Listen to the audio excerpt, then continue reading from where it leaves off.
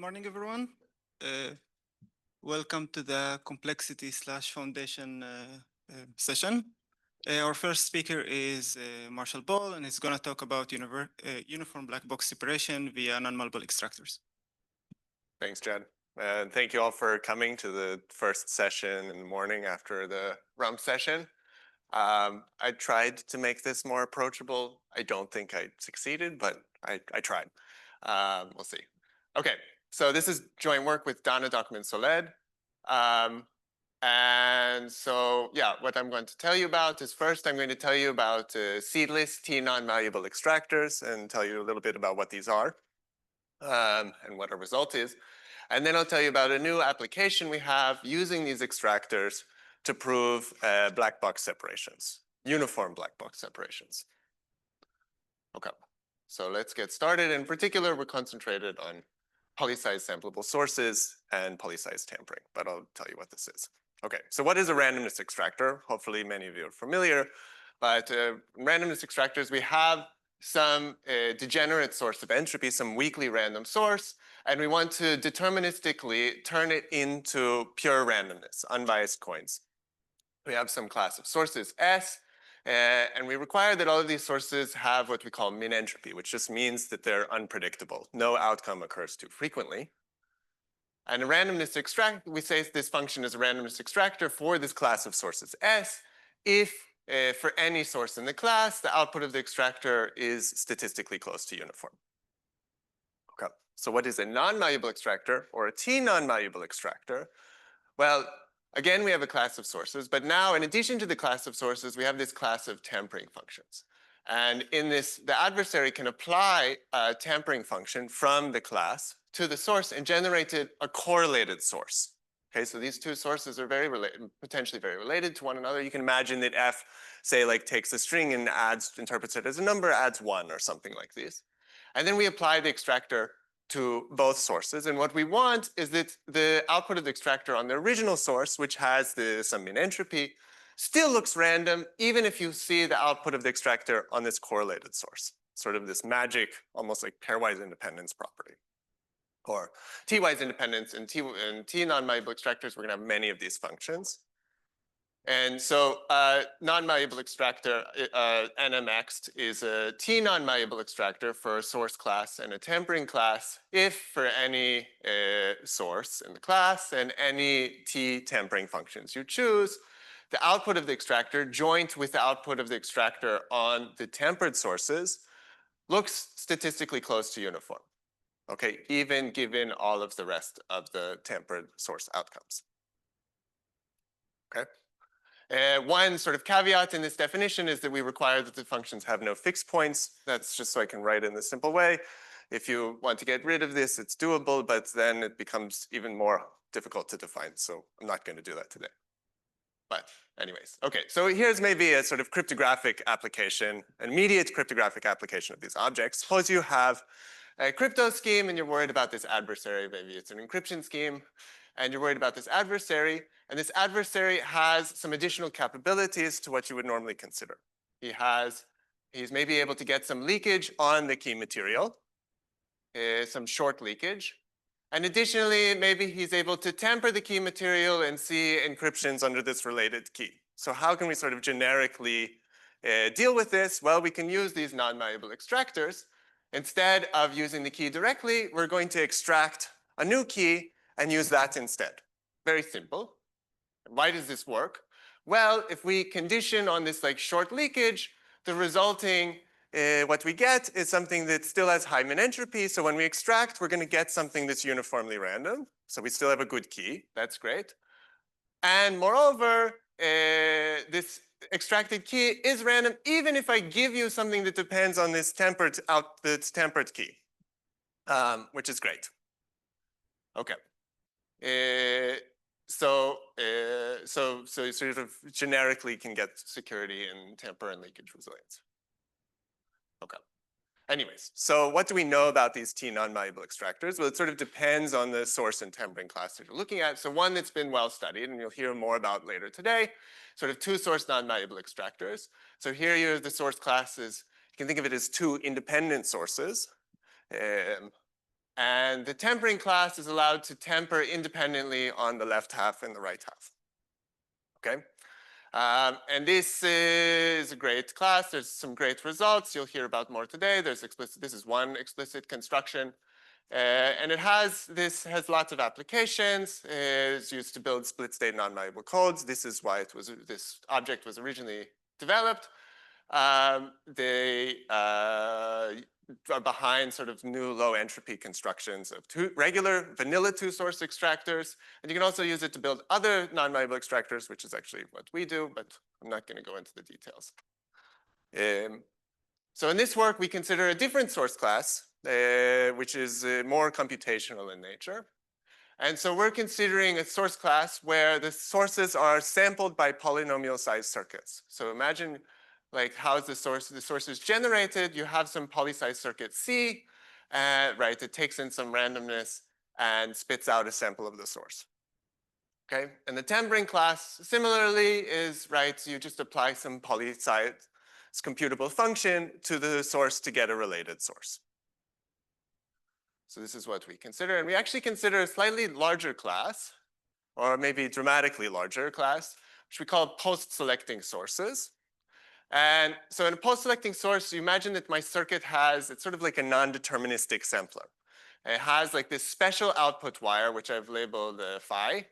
And what you're allowed to do is you're allowed to condition, you're only going to like imagine that the source output is output if this special output wire has this value 1. So it allows you to sort of essentially introduce some non-determinism into your sampling process. And this is kind of nice. I'm not going to go into the details, but it sort of allows you to capture leakage on sampleable sources. So if you have sampleable leakage on a sampleable source that preserves some min entropy, then like you can, this sort of is encompassed by this source class. Anyways, okay, so what do we prove? So under some assumption, so don't, for now, ignore what's in blue. I will tell you more about this in a second. Some de-randomization assumption. If you fix any poly, so then we can build these non-malleable extractors, okay? So the complexity of the extractor is going to depend on the size of the polynomial that you chose. So for any poly, there exists a constant C such that we can handle, right, we're going to extract from n-bit sources with min entropy that's almost linear. And sampleable by size Sn post-selecting circuits. The number of temperings that we can handle is almost n, slightly less than n, slightly less than k, I guess, but yeah. And we can, right, again, this source class, the tempering class is size S tempering functions. And the statistical error, the error is 1 over poly, not negligible. So this is unfortunate because the application I just told you about, you want negligible error. So this isn't so great for building temper and leakage resilient crypto. But the second part of this talk is about a new application which this does suffice for. So it's helpful to rule out how to build crypto. Okay. So let me tell you more about this assumption that's in blue. So we'll go through this word by word. So what this assumption says is that there exists some deterministically computable language in singularly exponential time, such that this language requires non-deterministic circuits of exponential size. Okay, so what this effectively is saying is that there exist certain problems such that if you throw both non-determinism and non-uniformity at the problem, it's not going to dramatically speed up your ability to compute it. Okay, so, and what is a non-deterministic circuit? You might be wondering, well, you can think of it as a deterministic circuit that has like a special wires for a witness, and in addition to the regular input wires, and it outputs 1 if there exists a witness that makes the circuit output 1. Okay? This assumption was originally designed in the context of de-randomizing AM. This is where this originally came up. And it matches sort of the state-of-the-art assumptions that we know for building regular extractors without this non-malleability property for this class of sources. And essentially, it's minimal for this post-selecting source class. For the sampleable source class, we're not sure. But for this larger post-selecting source class, this is essentially needed. Okay, so what? This isn't the first work to study these things. So what is the improvement here over prior work? Over this is the first construction that handles multiple temperings. We've also sort of widened the source class to encompass post-selecting circuits, sources beyond just sampleable and recognizable sources. So this is a strict superset. And we've improved the assumptions over prior work. Okay. But unfortunately, I don't really have time to go into the details of this. But instead, I want to tell you more sort of about the details of this sort of new, I think, exciting application. Well, maybe the application itself you might find maybe not that exciting, but I think the technique is kind of interesting. So hopefully I'll try to communicate that. So what do we show? We show how to use these objects to prove something which is maybe surprising, but uniform black box separations. So what is a black box separation? Well, to talk about this, we first need to talk about what is a black box reduction. Okay, so if we want to prove that A implies B using a black box reduction, a proof looks something like this. We have a game for A, right? And this game sort of interacts with this reduction R. The reduction R interacts with an adversary. And right, the promise that we have is that if this adversary actually wins the game for B, then composing the reduction with the adversary should win A, right? That's when you prove that your reduction actually works. This is what you want. Okay, and in particular, we're going to be focused on black box reductions for a specific primitive, which is snarks. So what is a snarg? So a snarg, right, we have a CRS. And this prover and the verifier see the CRS, and the prover wants to prove a statement is in some language L with a very short proof. Okay, so we need completeness. If X is in the language, the verifier should accept the prover's proof, of course. And we want sort of this computational soundness, which all of you are probably familiar with, right? Given the CRS, so we want adaptive soundness, right? Given the CRS, it's hard to find a false statement and a corresponding proof that the verifier will accept. Okay, good. So where is the starting point? So there's a famous, beautiful work by Gentry and Weeks that showed that snarks are hard to construct in a black box way. In particular, they showed that if L is a hard NP language and A is some falsifiable assumption, and if you're able to prove that this assumption implies snarks for L in a black box way, like we described, then you accidentally proved that A is a false assumption. Okay, so this is beautiful. It's great. But there are a few caveats to this result, and a lot of us, I think, have spent a lot of time trying to get around this. And so now we're going to talk about sort of maybe one other way you could hope to get around this result. So one caveat is that in the conclusion here, A is broken by a non-uniform polytime algorithm, at least in the initial result by Gentry and Weeks. So maybe if I just want uniform soundness in my snark, just security against uniform adversarial provers, maybe there's some hope. Another sort of thing that's not covered by the original result is that the black box reduction doesn't control the adversary's random tape. Okay, it's sort of just it's only sort of giving CRSs and getting back statements and proofs. Okay, so both of these issues have actually been dealt with sort of individually by themselves. So Vadan and Zhang sort of fixed this and were able to sort of give some uniform simulation which sort of deals with this, as long as you don't don't allow the reduction to use the adversary's tape. And on the other hand, you can use Chung et al. And some sort of folklore techniques to deal with the randomness problem using non-uniformity. But it's not clear it's how to deal whether it's possible to give a black box reduction that sort of is able to exploit both of these things, caveats, simultaneously. And we sort of show that that's what we sort of close off.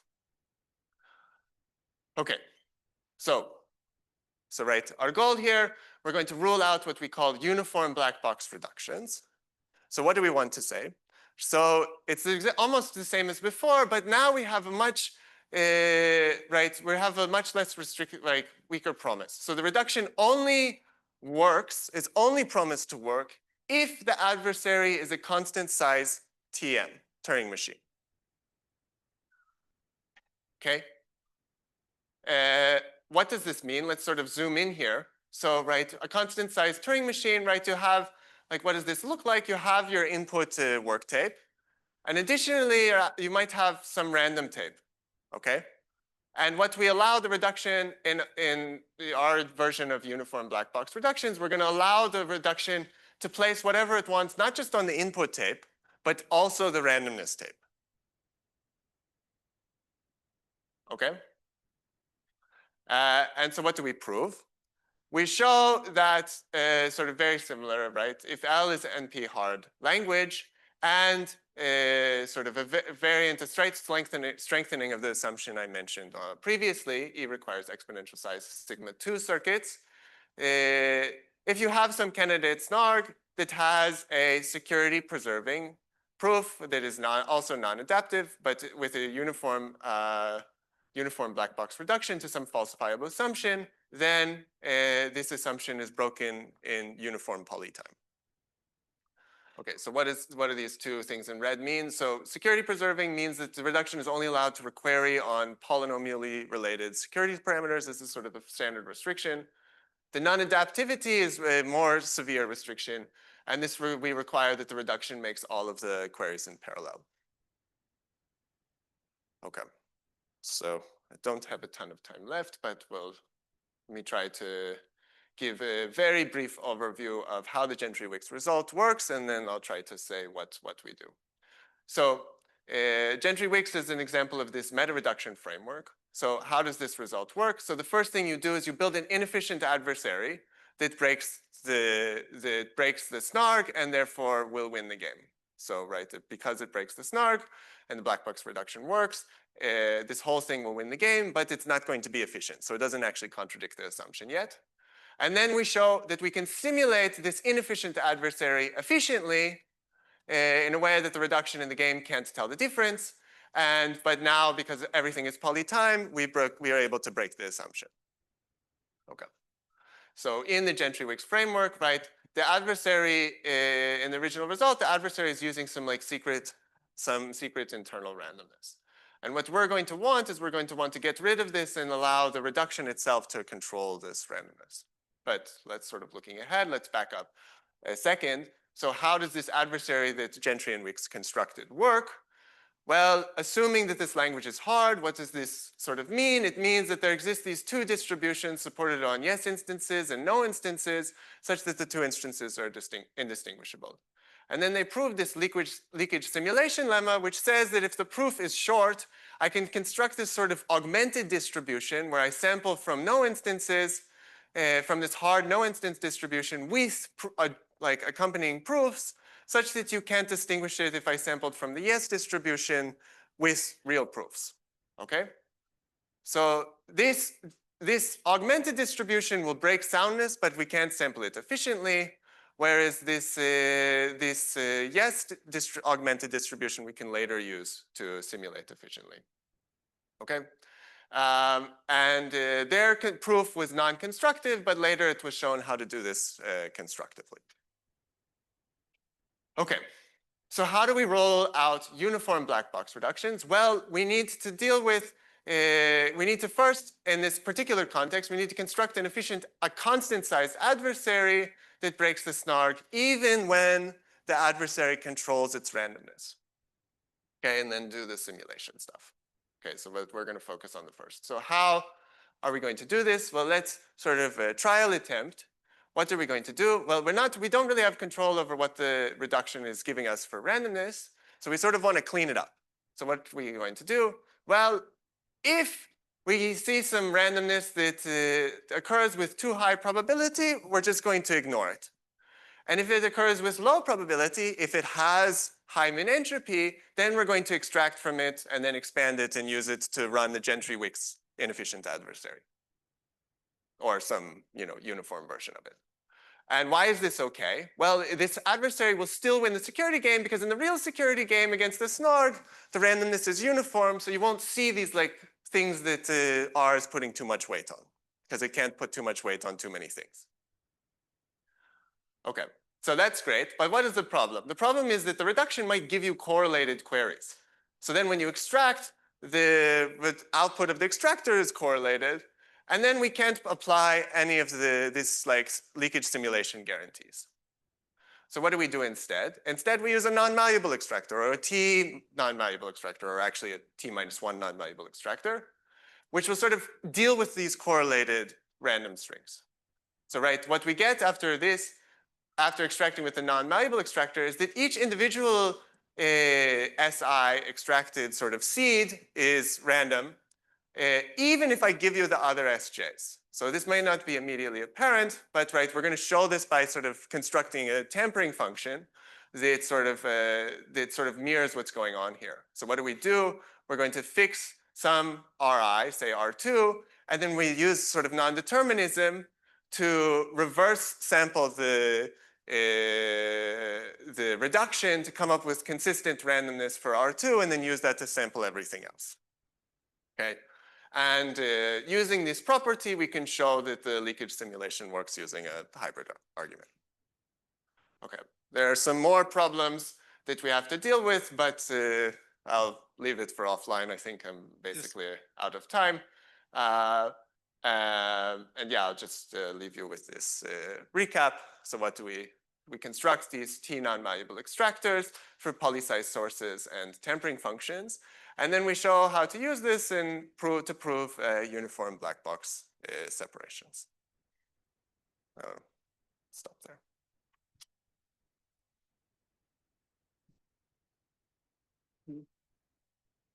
I think we have time for one quick question.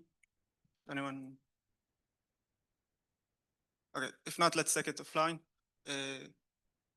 Next speaker.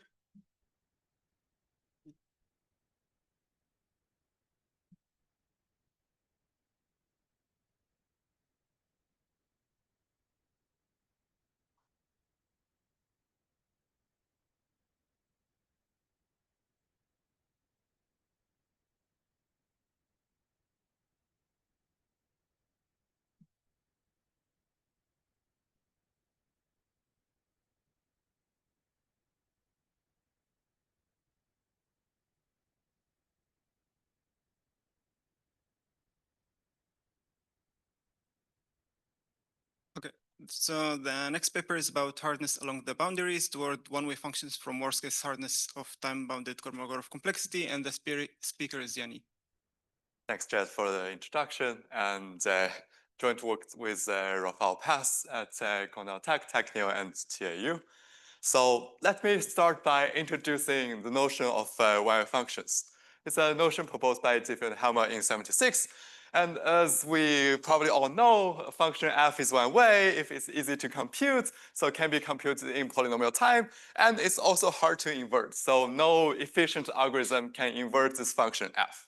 And we all know that one functions are really the most fundamental objects in cryptography, as they are both necessary and sufficient for basically the world of private key primitives, and in particular, including digital signature.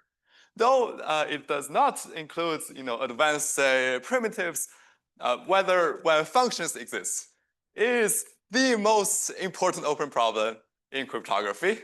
So today, we're going to focus on the question of whether we can obtain a simple, crisp, complexity-theoretic characterization of one functions. And this turns out to be closely related to the notion of a Kolmogorov complexity, which I will introduce very soon. This is a classic problem, has been studied in the 60s, and it's about finding the shortest description of a string. And in more detail, there are decent average case characterization of the existence of one functions through time-bounded Kolmogorov complexity.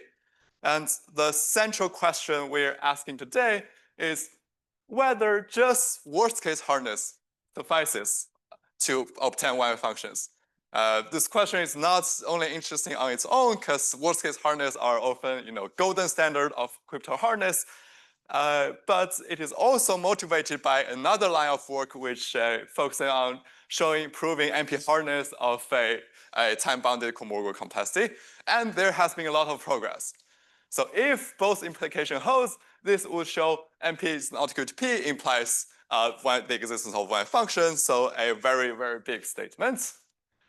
And there are some, existing connections between the worst case hardness of KT and the existence of one functions. And they showed that the following problem, the worst case hardness, is equivalent to one function.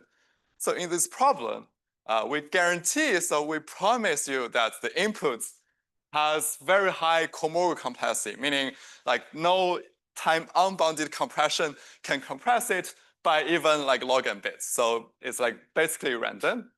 And the goal is to distinguish between whether an efficient compression algorithm or like an efficient compression can achieve just like 1 bit compression. So nobody can do better than log n. And the question is asking if it's efficient, can we do by at least 1 bit? However, this problem, while it's syntactically close to the time-bounded cohomolkular complex problem, and after adding this promise, it's unclear how to intuitively interpret this problem. So it's a bit artificial. And technically, the promise we had here, meaning like a time unbounded cohomolkular complexity is high, is uncomputable. And while it is easy to modify it to be like exponential time computable, but it's still very far from like being polynomial time computable.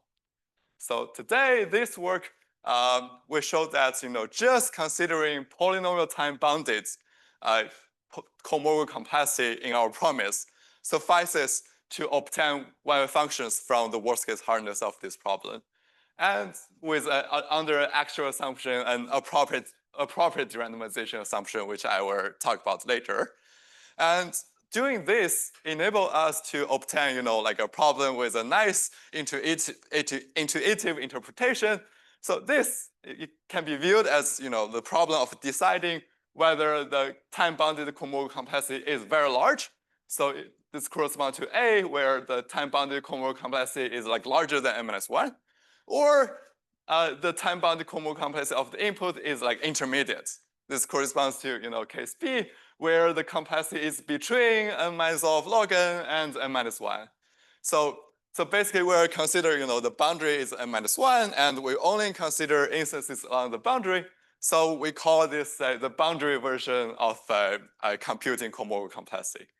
And in order to explain this result in more detail, let me turn to introducing the notion of cohomolkular complexity. And the motivating question here is, which of the following strings or number is more random?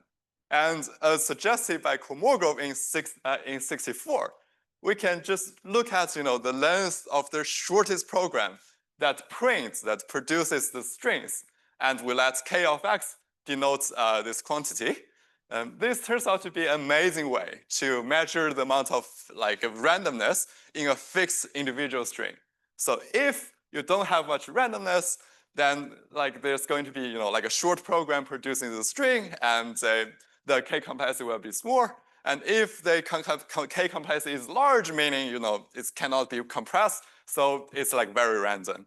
And let me mention the notion of programs here doesn't really matter. We can just think of Python programs. And the notion of cohomolkular complexity has a lot of amazing applications, but unfortunately, it is uncomputable. And uncomputable things are typically not very interesting in computer science. And therefore, Kolmogorov in the 60s also defined a time-bounded variance of this problem. So instead of considering all programs, we focus our attention on efficient programs. So in more detail, we fix a runtime bound t. Think of t as n squared or polynomial. We define kt of x to be the same quantity, but with the actual restriction that the program needs to terminate within time t of length of x, or length of x squared. So after adding this running time bounds, this kt becomes computable. And the question is, whether we can compute kt efficiently when t is a polynomial. And as mentioned before, this is a classic problem studied in the 60s. And as mentioned, whether this is NP-hard, this is a major open problem, and there's a long line of work behind it. And let me emphasize here that computing KT complexity of a string, this is an extremely hard problem. And it has been resisting like any attacks for over 60 years. And therefore, like people in the 60s made the so-called like Peelboard conjecture. Basically means that this problem requires brute force search. So no better algorithm than brute force search. And let me turn to introduce like the boundary version of computing KT that we rely on. So here we can, for any polynomials T1 T1 and T2, we define a promise problem which we denote the boundary min K T1 T2 problem, where yes instances are those strings with intermediate, say, polynomial time-bounded comogal complexity. So there are strings such that the KT1 complexity is at most n-1, and the KT2 complexity is at least n-log n. So polynomial time-bounded comogal complexity is from n-log n to n-1. And for no instances, those are instances with like large time-bounded comogal complexity, namely x such that KT2 of x is larger than n-1. So in other words, this is a problem of deciding whether the input x is either time-bounded comogal random, this is large, or is just near or like very close to time-bounded comogal random.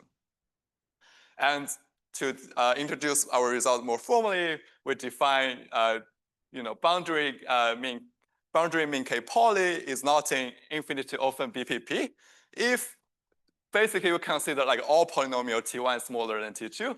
And we recall that this boundary min K problem defined by T1 and T2 does not admit like a infinitely often polynomial time algorithm. And note that if we consider, rather than KT, we consider its so-called probabilistic version, PKT, then we can also define, basically define everything in the same way, define the boundary min PK poly problem accordingly. Okay, now we're ready to present our main theorem. So theorem 1 states that under a derandomization called derand, while functions exist if and only if the boundary min K poly problem is not in infinitely often BPP.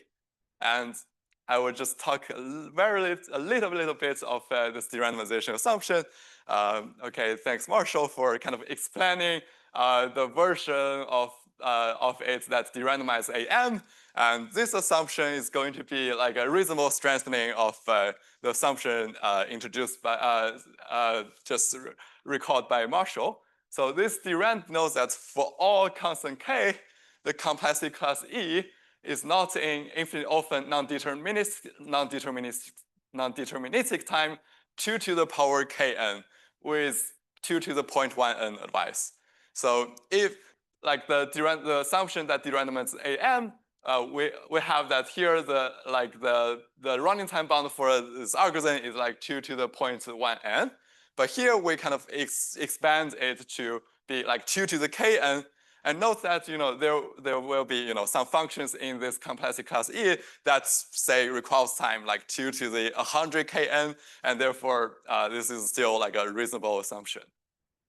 And let me mention that if we consider the other the probabilistic version of KT, then we can remove this derandomization assumption.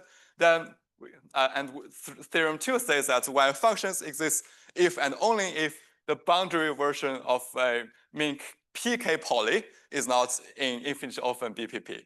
So if it's worst case hard to distinguish, to telling apart like instances with like intermediate time-bounded comogal complexity and instances with very high time-bounded comogal complexity, this is equivalent to the existence of one function. And I kind of remark here that like in a standard this resembles a standard gap problem where you're asked to distinguish like instance with some very small complexity from like very large complexity. So here is kind of a like a variant of it where we can, rather than consider like very small instances, we consider like intermediate instances. And we kind of ignore, like those small instances, where in standard gap problem, we ignore like intermediate instances. Okay, so, and as you can see, all this like our main theorem involves like the boundary version of the problem. And one might wonder, whether boundary hardness can be assumed without loss of generality. So kind of the intuition here is, so if you want to distinguish, something is below the threshold or above the threshold, then the hardest instance should lie along the boundary. And this is indeed the case for, most optimization problems. For example, like 3 sets, you can show that the boundary version, you can define like a boundary version of 3 sets and show that it's equivalent to the standard version of 3 sets. And so this kind of suggests that, like this implication might hold for the cohomology complexity problem, but we don't, we cannot prove it yet. Okay, so let me say a little bit of the proof overview. So today we're going to briefly sketch like the how to prove the if direction. So how we obtain wave function from the gap from the boundary problem of a time-bounded cohomology complexity, and the only if direction will follow from standard techniques. Okay, so the starting point of our proof is a previous as mentioned, like the aforementioned results, which showed that worst case hardness of deciding whether the KT complexity is at least n-1, given that the time bounded cohomology complexity is very high. This implies the existence of wave functions, and their ideas are roughly as follow. So first, they rely on the LP20 wave function reduction, the LP20 reduction. So LP20 showed that there exists an average case reduction for computing this KT problem using a wave function inverter. And because this average case problem, average case reduction works very well on uniform distribution. So it fails, it fails with very small probability over the uniform distribution, and therefore, like bad instances are rare. And therefore, it only fails when X has more cohomology complexity, because there are not that many bad instances. You can kind of enumerate them all, which means they all have small cohomology complexity by like a brute force algorithm. Okay, the key obstacle here is that we need to show that bad instances not only have small time unbounded cohomology complexity, but they also have like small like polynomial time bounded cohomology complexity. So this basically requires this enumeration can be somehow done like in polynomial time, and this is kind of known as like language compression with efficient decompressor.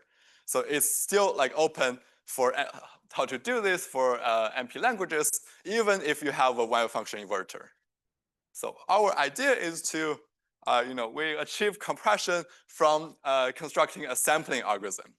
So how do we do this? So in step 1, we first show that if the reduction fell, then we can construct a sampling algorithm D that that efficiently sample this like all failure instance with probability like poly n times 1/2 to the n. So slightly beats the uniform distribution. And in step 2, we prove a so-called coding theorem. So basically it says that the polynomial time bounded cohomology complexity is not much by is bounded by the logarithm of 1 over its probability in this distribution. And if you expand it out, you get the time bounded cohomology complexity is at least n minus of log n. And let me mention here, like this coding theorem has also an overhead of a length of the PPT algorithm. So if it's a like a Turing machine with constant size, then we don't have to worry about this size size of D. And let me mention the main technical contribution here, which I don't have time to go into it, is we constructed a new non-black box PRG, overcoming the existing barriers. Okay, so if we're taking step 1 and step 2 together, the reduction only fails on the string X if it has time-bounded cohomology complexity more. This means that the reduction well succeeds when the K-poly complexity is either intermediate or large. Okay, so as mentioned, I don't have time for step 2, so let me kind of zoom into step 1 a little bit. So the goal here is to have a sampling algorithm for bad instances. And so how do we sample bad instances? So first, we rely on the LP20 sampling algorithm, which samples like every string X, like no matter is bad or not, if with like certain probability, with probability slightly worse than the uniform distribution, and together with the KT witness of this string X. So it samples every string with decent probability together with a witness. And since like the wire function is things like the wire function inverter succeeds with very high probability, then the probability of bad is roughly is smaller than 1 over poly. And so after we're getting like a sampling algorithm, but here, the probability weight of each X is still small, is still worse than the uniform distribution. But the good thing here is this sampling procedure also gives us a witness. So we are able to check whether the reduction fails or not. So basically, if we have a witness and if the reduction doesn't match, like the witness, we can basically repeat the sampling procedure, and therefore this procedure will only output something in the bad set, and therefore the probability of each element in the set gets like boosted by a factor of 1 over epsilon. And if we set like parameters properly, this will give us, this will beat the uniform distribution by like a little bit, which is exactly what we need. And the issue is, of course, this only runs in like expected polynomial time. So say if your wire function inverter only fails on like 1 individual string, then on that input, it will run in like 2 to the n. And however, because we only need like to beat uniform distribution a little bit, then we can just apply like a cutoff of our rejection sampling algorithm after polynomial remaining steps. Okay, so let me quickly wrap up. So today we show that under like a appropriate derandomization assumption, one function exists if and only if the boundary version of computing K-poly complexity, so distinguishing instance with intermediate time-bounded complexity from instance with high time-bounded complexity, this is equivalent to wire functions. And let me leave some open problems. So as mentioned, we can only deal with like a uniform attackers. And if we have like a search algorithm for bad, this is going to give us this is going to close the gap between the boundary version and the standard version. And the talk ends here. Thank you so much for listening.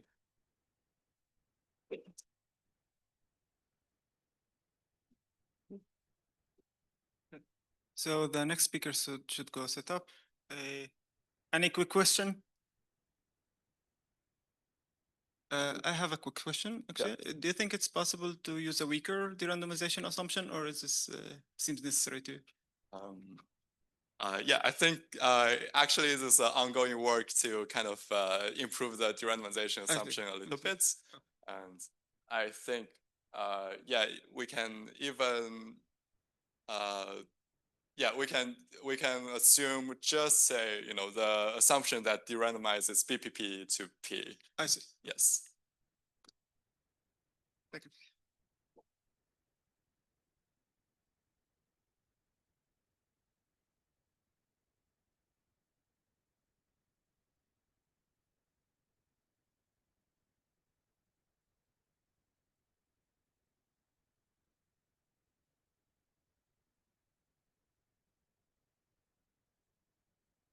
So the next talk is going to be about pseudorandomness properties of random reversible circuits, and the speaker is William.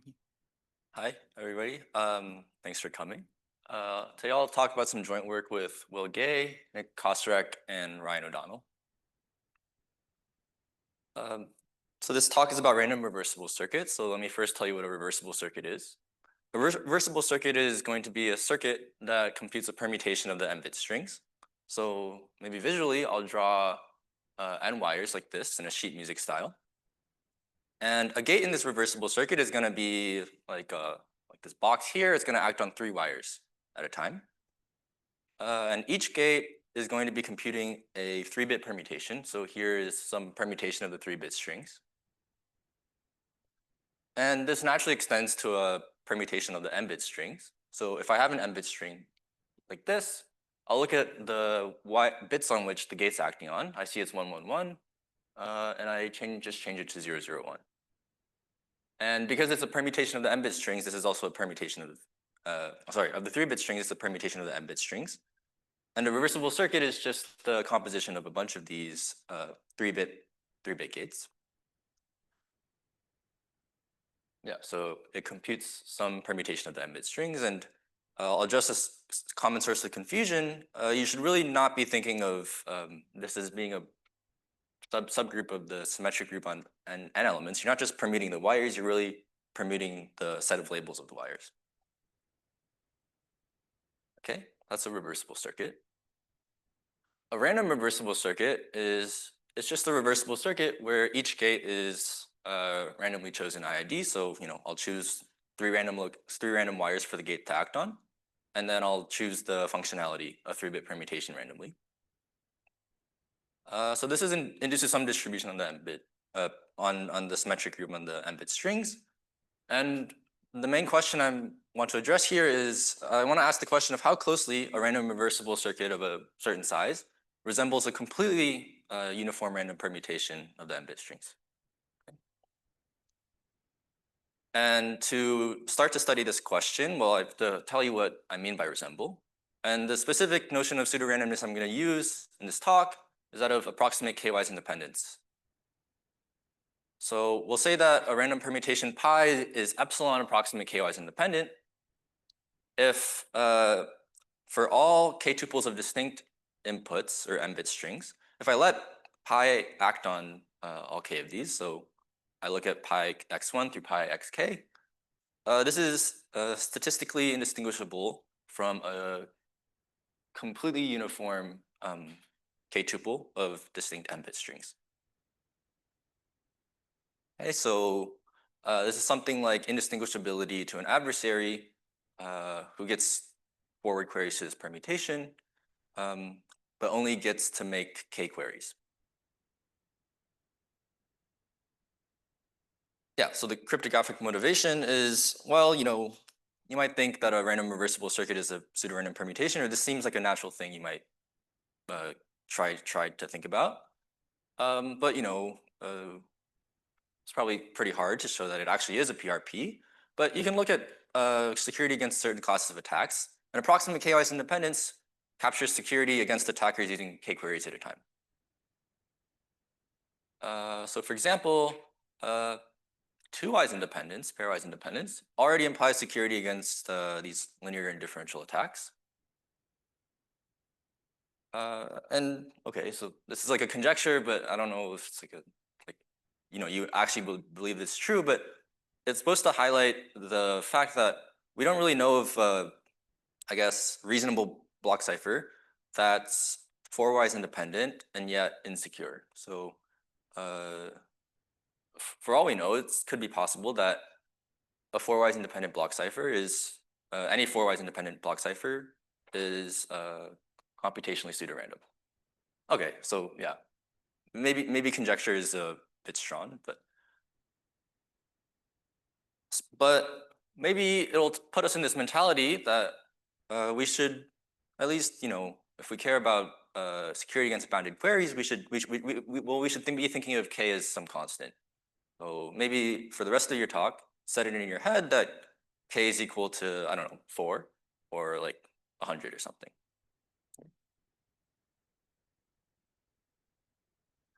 Okay, now let me tell you about the previous results. So Gowers in 1996, his original work on this he introduced this random reversible circuit model, showed that a polynomial in n and k number of gates suffices to get exponentially close to k-wise independent.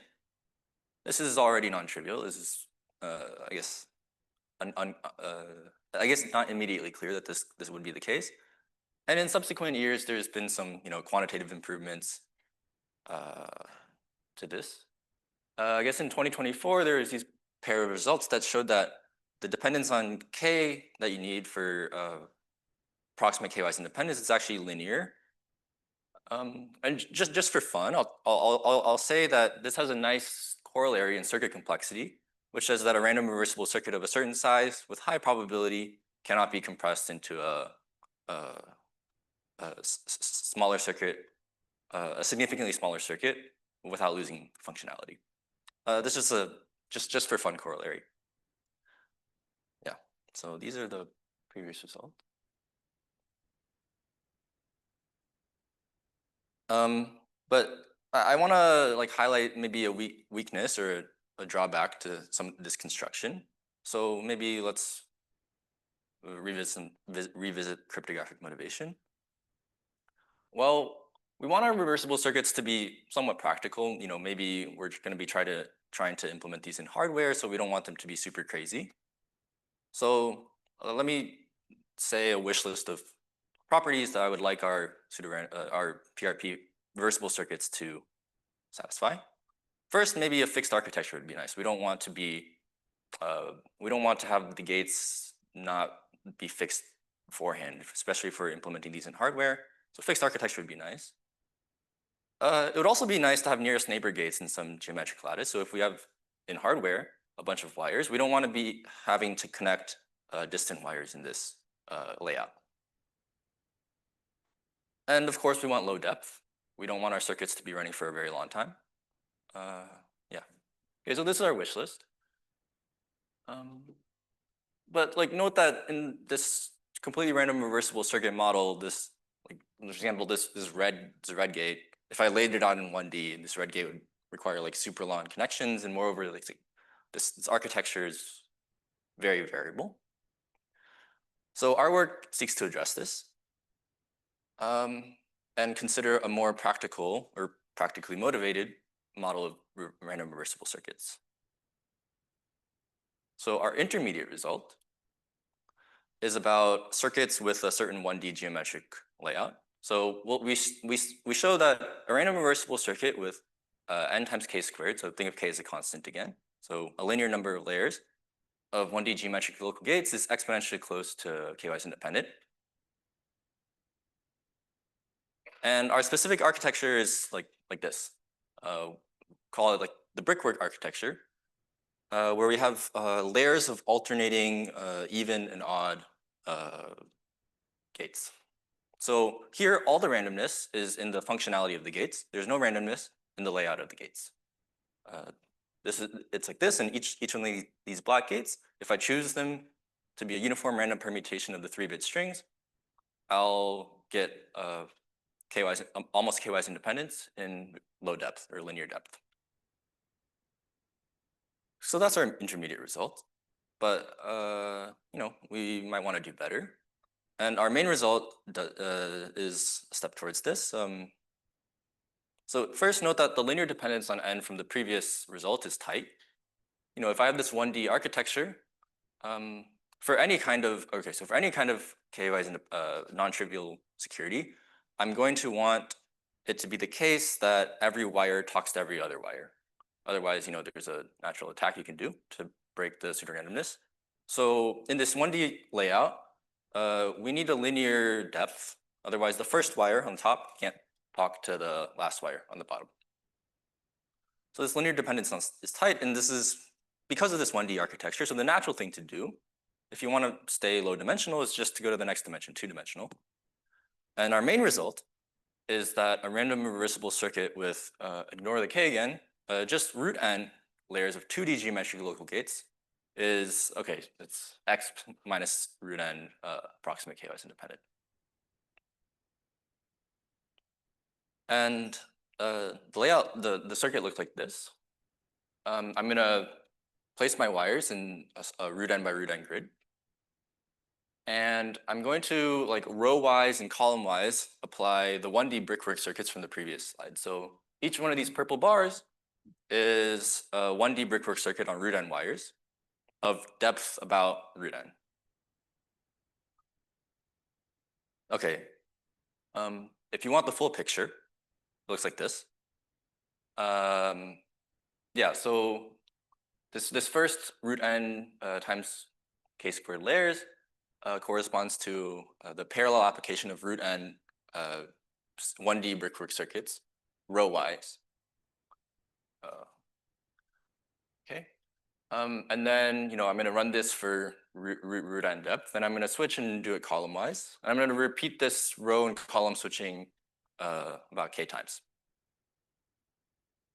And our main result is that if each of these green things is a completely random 3-bit permutation, then this overall permutation that it computes is approximately k-wise independent.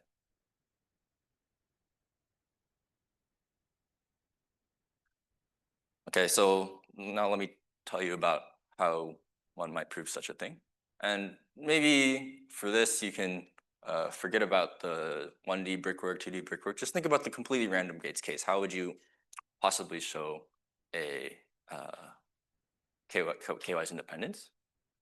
Well, we're going to look at these reversible circuits as random walks on some space, and the space is going to be the set of distinct k-tuples of n-bit strings, or distinct k-tuples of distinct n-bit strings. So, here's an n-bit string in this space, and I'm going to define a random walk on this space. So here's a k-tuple x1 through xk, and an edge in this random walk, or a possible step in this random walk, is just the application of some gate g. Okay. Here's another possible step corresponding to gate g prime.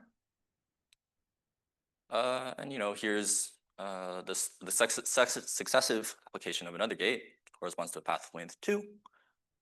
And in general, a path in this graph of length L corresponds to a reversible circuit with L gates, or the application of a reversible circuit with L gates.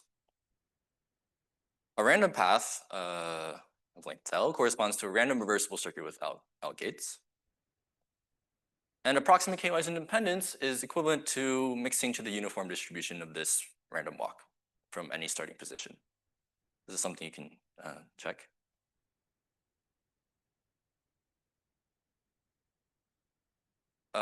Okay, so all we need to show is that this Markov chain mixes.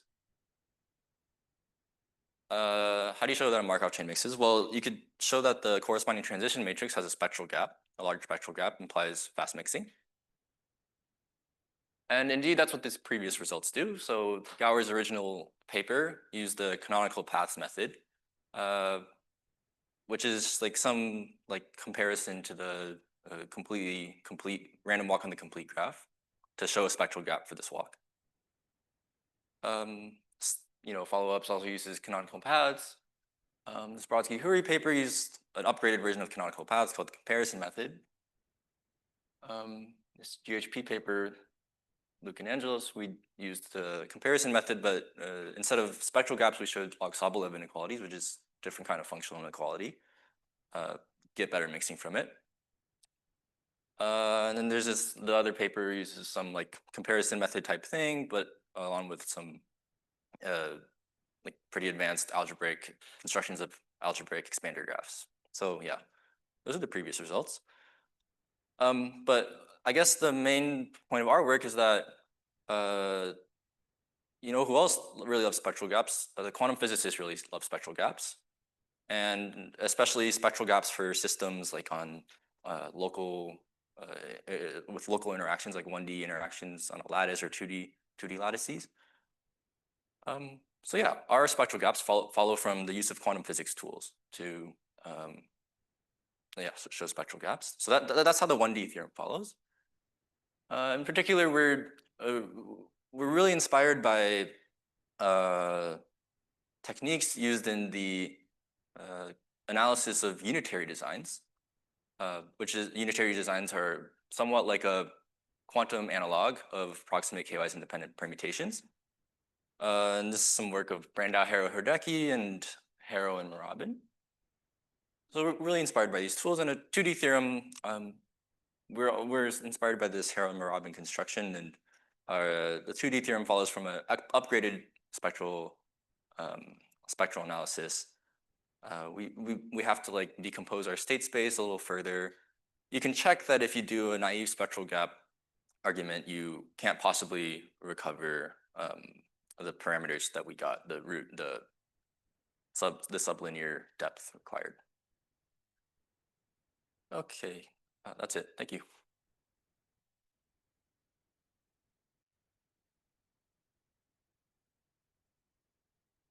Okay. Any questions?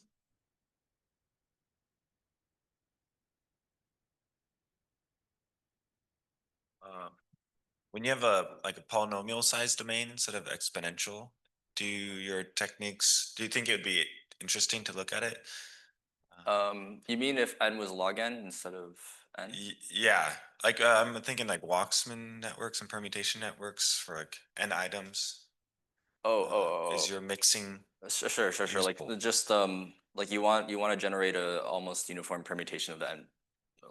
Yeah, people study this. Like people show things like if you compose a bunch of random transpositions, then it becomes a uniform random permutation fast. Or like how many 7 shuffles require 7 shuffles suffice. This type of thing. Yeah, that's should I look at your paper if that's what I'm interested in? Maybe. I like the paper, so. Okay.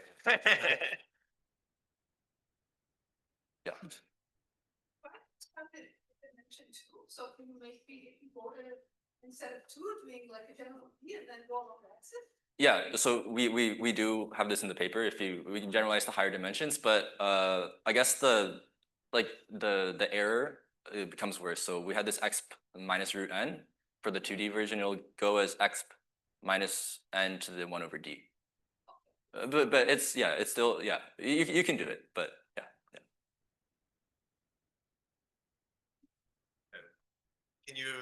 Do you think it will extend to unitary designs? Did you? Oh yeah, okay, great. Good question.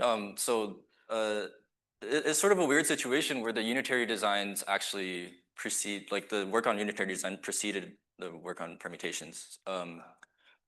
So yeah, we're actually recovering like similar results, but for permutations. And part of the reason for this is there's something actually easy about the unitary group. You can have this like representation theoretic characterization of, yeah, like there are some nice things about the continuousness that, yeah.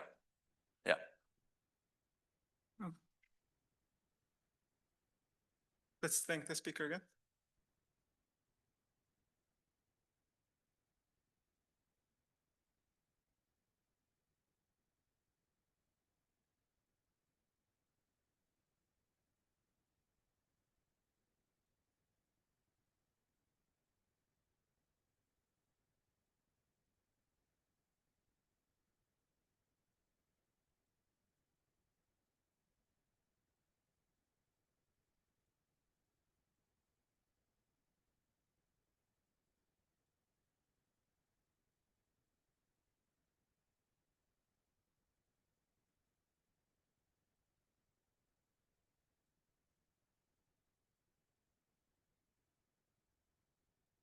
Okay, so for our final talk of this session, it's going to be about efficient randomized two-source non-malleable extractors for any linear mean entropy, and Devesh is going to get stuff. Thanks, Yad. And thanks for being here, especially given that this is competing with fully homomorphic encryption and key encapsulation. So I'll be talking about this work on new two-source construction of two-source non-malleable extractors. This is joint work with Pranjal Datta, Saswata Mukherjee, Satyajit Nagargoje, and Maciej Obremski. Okay, so I tried to make this accessible. So hopefully, I mean, I like basically, hopefully whatever I talk about should be easy to follow.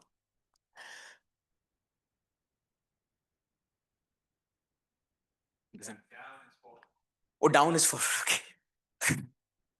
Okay. All right. So I'll begin by introducing the problem and motivating it. So uniform randomness we need everywhere. There are lots of applications.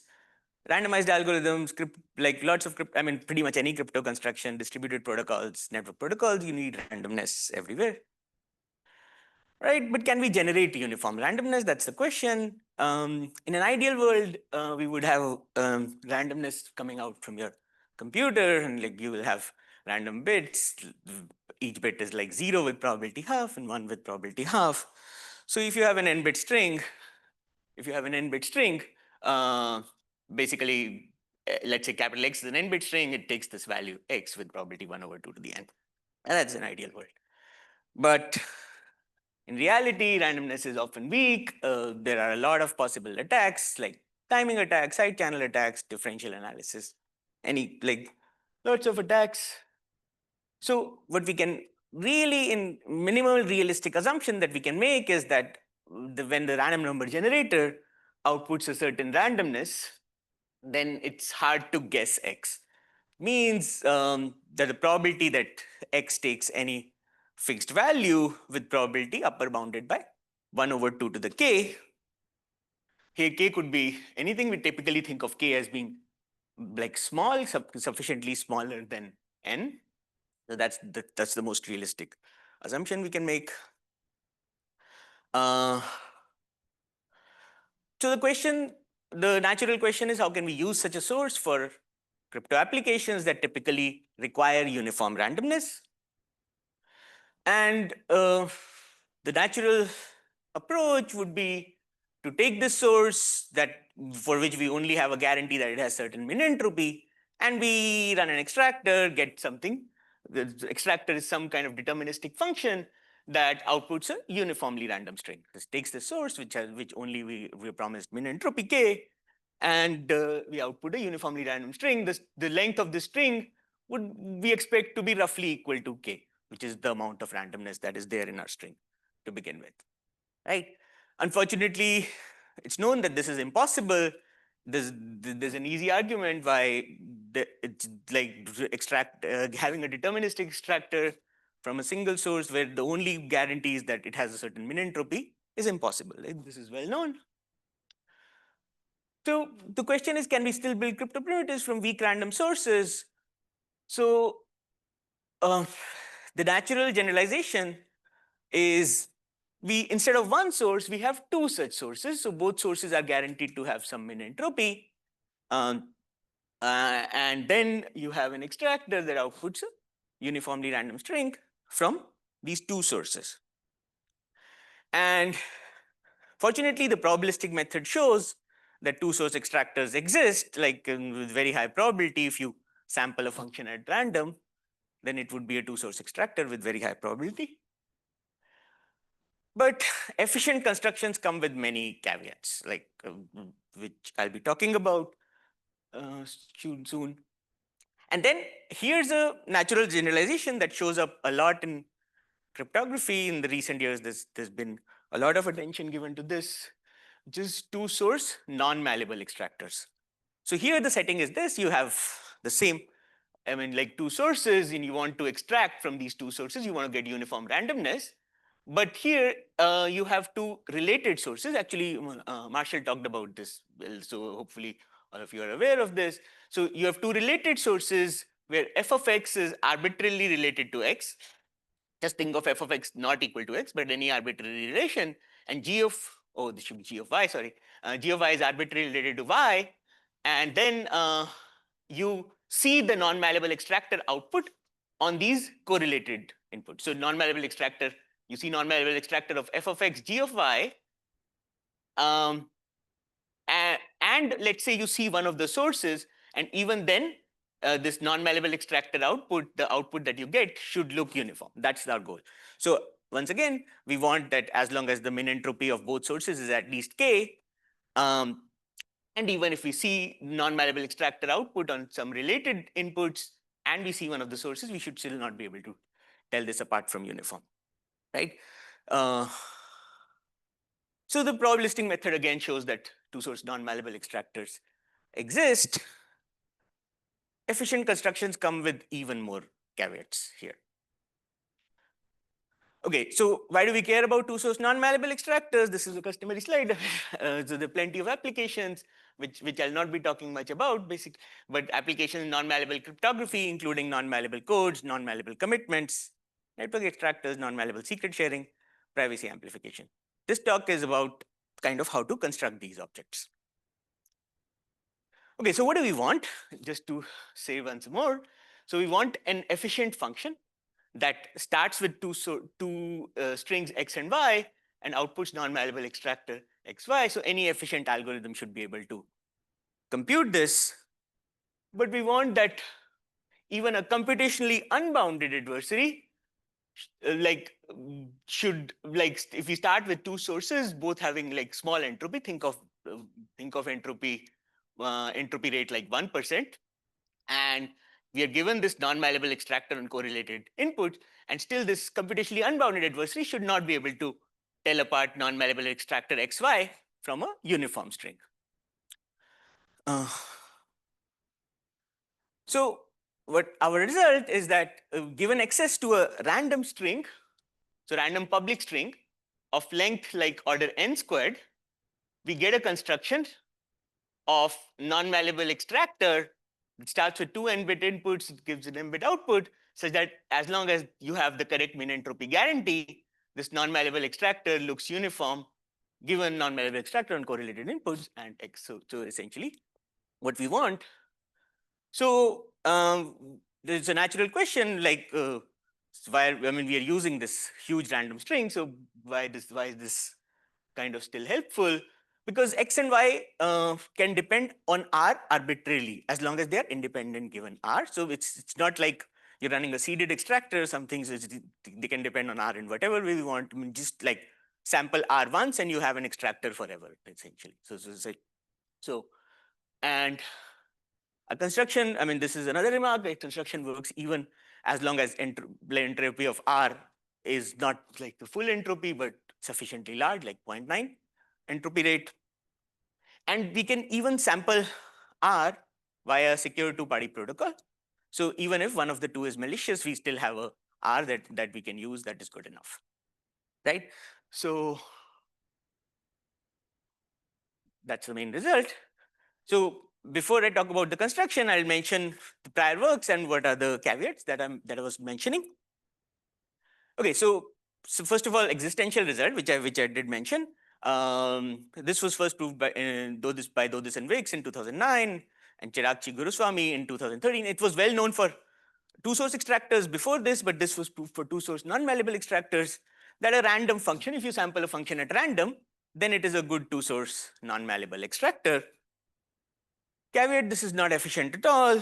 In particular, even a computationally unbounded algorithm will have no way, even if even a computationally unbounded algorithm is able to generate this truth table, there's no way to send this to any user, right? It's exponentially many values that you, this sampling a random function is just not possible. Okay. So, and then prior work has looked at the high entropy regime. So this is something that has been studied for a long time. And the first constructions started with Shore and Goldreich, and there were small improvements to this construction in these works by Raz, Burgin, and Levko in 2019. And for two-source non-malleable extractor, the first construction came out in 2016 by Chattopadhyay, Goel, and Lee, and there's been a bunch of follow-up works with the current parameters in this Lee 23 paper.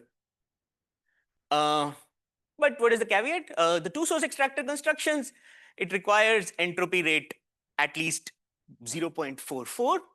So that's basically due to this work of Levko. But Shore Goldreich started with a 0.5 rate. So it was like these series of works got you a small improvement. And for two-source non-malleable extractors, it's even worse. The entropy rate after like all of these, like the huge number of papers gets like to entropy rate 2/3 for two-source non-malleable extractors.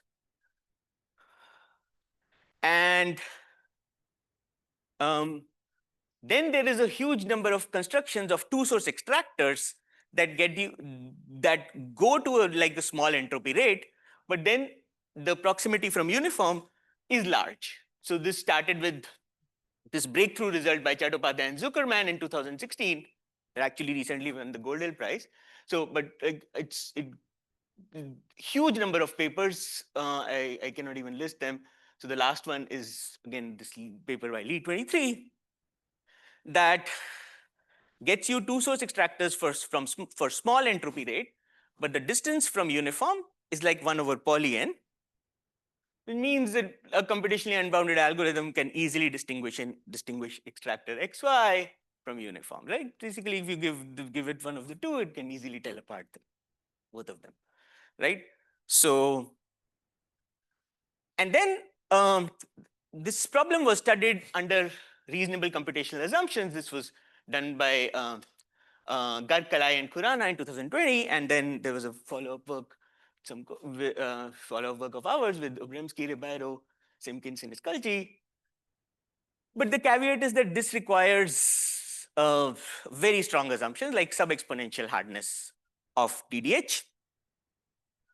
So in particular, a computationally unbounded adversary can still kind of easily distinguish. I mean, basically, if you're given one of these two, it can easily tell apart whether it's this. And since it requires such a strong assumption, maybe even a computationally limited algorithm can do this. Probably not directly, but maybe with a little bit of extra energy. So our construction is like getting rid of all of these assumptions. So so here's our construction. We start with an n-bit string, and we interpret this n-bit string as a like just concatenate some zeros and interpret it as an element of a finite field, and then just let P be a degree like order n polynomial chosen at random, chosen uniformly at random on this over this finite field. So this is why I said order n squared bits of randomness, and then the non-malleable extractor is simply just apply this function on this string and apply on the corresponding string when we started with y, and just take the inner product. That's the construction. As arguably minor caveat is that this requires like order n squared bits of randomness to sample P. As I said, like you can sample once and you are basically happy forever. So it's not a major assumption, I would say. So the key technical ingredient is this: we need a Boolean matrix with the following properties. So think of a 2 to the n rows and 10n column matrix with the following property that if you look at any submatrix with these many rows, so 2 to the 0.01 n rows, that should have a rank greater than 5n. So if you stare at it for a little bit, you'll realize that this is a very mild assumption. And in particular, what we can easily show is that if you start with 2 to the n random variables, let's say a1 to an, in this, I mean, there are bits of length 10n such that they are order n wise independent, then that suffices. So that's why we can generate it via the polynomial that I talked about.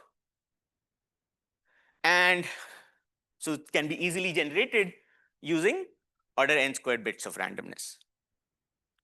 So in addition, we require the recent breakthrough result, which was polynomial Feynman-Ruza conjecture, should now be called theorem because it's been proved by Gowers, Green, Manners, and Tao in 2024. In particular, what we actually need is a conjecture that is implied by PFR conjecture. It's called the approximate duality conjecture. Should also be called theorem now. This is implied by PFR. This was shown in a work by Ben Sesson and Ron Zevi in 2014. Okay, so what do we get again? We start with two sources x and y. This is an efficient non-malleable efficient construction. Outputs non-malleable extractor xy, and the security we have is against computationally unbounded adversary. So as long as the min entropy of both sources is like 1%, like min entropy rate is 1%, the like computationally unbounded adversary cannot distinguish between non-malleable extractor XY or uniform, even given non-malleable extractor on a related input. Okay, so two-party computation. So let's say Alice and Bob, and Alice says that I don't trust the randomness that you generated. So and Bob says that I could let you generate, but I don't want to trust you either. So how do they do this? They can do it via a two-party computation protocol. So how does that work? So this is a very simple protocol again. So the construction, as I said, like we can show that a construction is secure even if the random polynomial has an entropy rate 0.9. So we don't need full entropy, but 0.9 entropy rate is sufficient. And then the way the construction works is Alice can send a polynomial of degree 100n instead of 10n, and Bob sends a polynomial of degree 10 times n, and then the final polynomial is just qx plus rx. So the messages are sent in this order. First, Alice communicates a degree 100n polynomial, and Bob sends a degree 10n polynomial, and then the final polynomial is q of x plus r of x. And if Alice is honest, then no matter what Bob does, the polynomial has entropy rate like 0.9, regardless of what Bob does. And if Bob is honest, then since Alice sent first, we don't even care about what happens to the higher degree terms. Essentially, the polynomial px is px can be thought of as a random degree 10n polynomial, right? Since rx is chosen independent of qx. Yeah. So because Bob is honest, right? So, and an important remark, it's well known that tossing of coin fairly in a two-party computation is impossible. This is a classic result by Cleve from 1986. And in particular, also in a recent paper, it was also shown that generating a random string of min entropy rate 0.5 is impossible as well.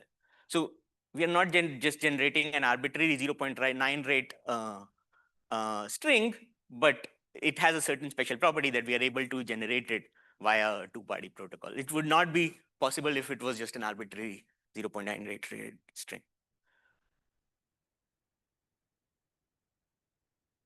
Okay, so I come to the main open question that's left open by this work. Let's try to get an explicit two-source extractor. And so what we need to de-randomize our construction is we want a matrix with this property that I mentioned earlier. So again, we want a 2 to the n cross 10n matrix, Boolean matrix, with the property that if you look at any 2 to the 0.01 n rows, this has a rank greater than 5n. So it's like half of the total rank. And if you have this then combined with the PFR/ADC, you can basically get a two-source extractor. It feels like we are tantalizingly close to actually getting an explicit two-source extractor construction. In particular, a random number generator would generate such a matrix in its sleep.